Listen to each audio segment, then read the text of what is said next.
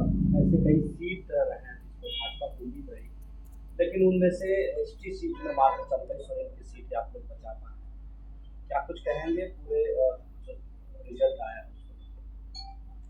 देखिए, निश्चित तौर पर दुर्भाग्यजनक है कि पूरे 5 साल आदिवासियों के, दलितों के खिलाफ काम करने वाली ये सरकार और फिर से एसटी सीट जीतने में सफल हुई है। मैं समझता हूँ कि क्षणिक लाभ और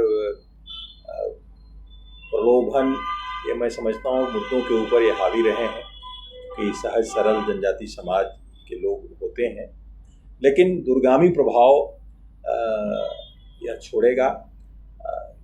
और जनजाति समाज के बीच में जब जागृति आएगी, जब वास्तविकता से वो परिचित होंगे, तो मैं समझता हूँ कि इस सरकार के खिलाफ जनजाति समाज पूरी तरह से तैयार होगा और इसका मुकाबला करेगा इनके अन्याय का।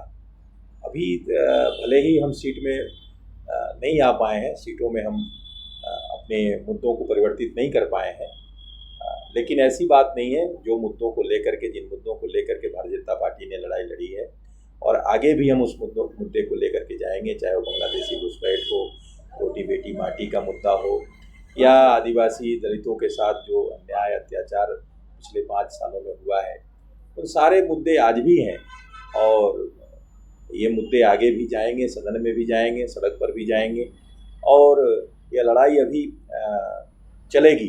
जब तक इसका समाधान नहीं निकल जाता है तब तक ये लड़ाई चलेगी। कुछ समय के लिए भले ही यह सरकार सीट जीतने में सफल हो पाई है, लेकिन आगे ये भ्रम टूटेगा। घुसपैठ के मुद्दा क्या बने रहेगा?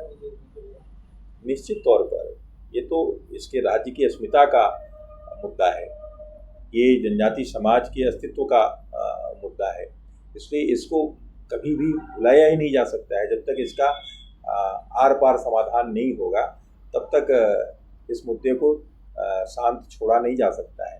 हम घुसपैठियों के हाथों हम इस राज्य को नहीं छोड़ सकते हैं, जनजाति समाज को नहीं छोड़ सकते हैं।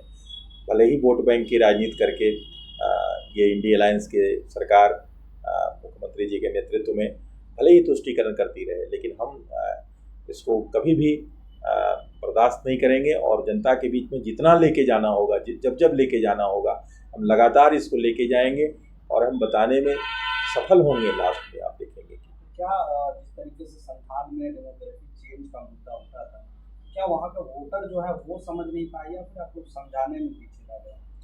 नहीं, मैंने कहा ना कि चुनाव जीत हार के कई कारण होते हैं। मुद्दे वहाँ के लोगों ने भी समझा है और भले ही वो वोट में परिवर्तित नहीं हो पाया है, अब उसके और भी कई कारण हैं। कभी तत्कालिक कारण कुछ होते हैं जिसमें कि आप फिर से ठगबंधन सरकार जो है सो एक बार जनता को ठगने में और प्रशासनिक महकमे का दुरुपयोग करने में सफल हुई है। मैं समझता हूँ कि धीरे धीरे ये इनकी पोल खुलेगी और जनता वास्तविकता से परिचित होगी।